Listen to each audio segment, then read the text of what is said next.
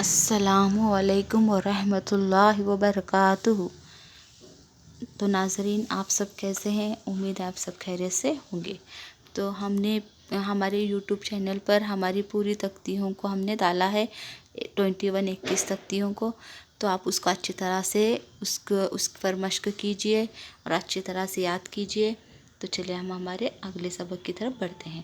اعوذ باللہ من الشیطان الرجیم، بسم اللہ الرحمن الرحیم۔ طاؤس۔ تو شروع کریں گے ہمارے سبق کو۔ طاؤس۔ تو دیکھیں ہم اس میں کس طرح سے ہمارے تختیوں کو ہم کس طرح سے پڑھتے ہیں، دیکھیں۔ تو یہ کیا ہے؟ حمزہ۔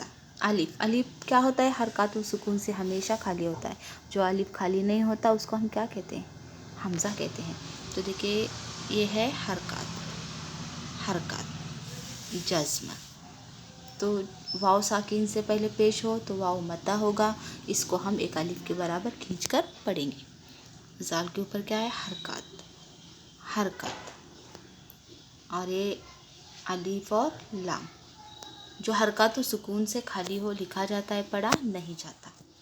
اور اللہ کے لام کے اوپر کیا ہے؟ تشدید اور کھڑا زبر۔ تشدید والے لفظ کو 2 مرتبہ پڑھتے ہیں، پہلے مرتبہ پہلے والے حرف کو ملا کر اور دوسری مرتبہ خود اسی حرف کو پڑھا جاتا ہے۔ یہاں پر کیا ہے؟ حرکات۔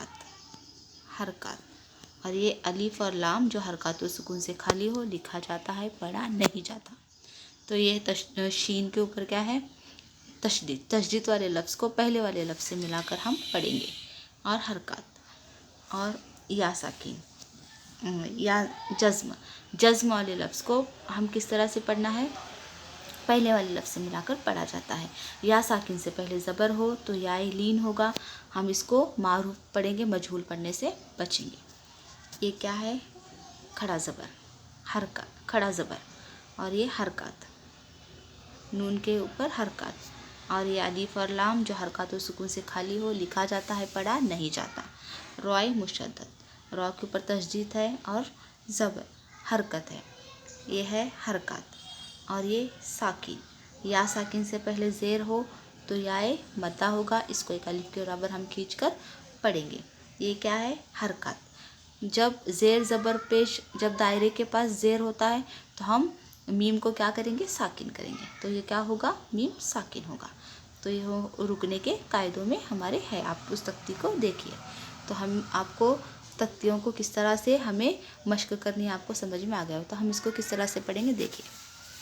اعوذ باللہ۔ تو دیکھیے ہمیں اللہ کے لام کو با سے ملانا ہے، اور یہ الف اور لام کیا ہے؟ حرکات سکون سے خالی، اس لیے اس کو لکھا جاتا ہے، اس کو پڑھا نہیں جاتا۔ تو اللہ کے لام کو پہلے با سے ملائیں گے اور خود اسی حرف کو ایک مرتبہ پڑھیں گے، اور کھڑا زبر ہے تو ایک الف کے برابر ہم اس کو کھینچ کر پڑھیں گے۔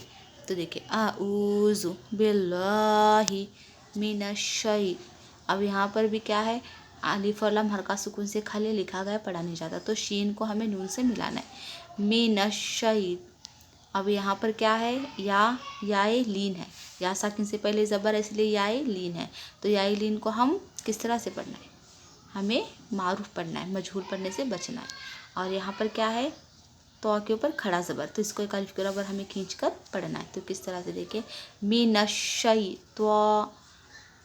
تو اب یہ کیا ہے؟ رو۔ یہاں بھی الف اور لام حرکات سکون سے خالی ہے، لکھا گیا ہے، پڑھا نہیں جاتا، تو ہمیں رو تشدید والا لفظ ہے، روائے مشدد، تو ہمیں اس کو پہلے والے لفظ سے ملا کر پڑھنا ہے، اور یہاں پر کیا ہے؟ یا ساکن سے پہلے زیر ہے، اس لیے مدہ ہے، تو اس کو ہم ایک الف برابر کھینچ کر پڑھیں گے۔ تو کس طرح سے دیکھیں، اعوذ باللہ من الشیطان الرجیم، اور میم کو کیا کرنا ہے؟ ساکن کرنا ہے، الرجیم۔ تو دیکھیں اور ایک بار کس طرح سے پڑھنا ہے، اعوذ باللہ من الشیطان الرجیم۔ تو اس طرح سے ہوگا۔ چلیے، جزاک اللہ خیر۔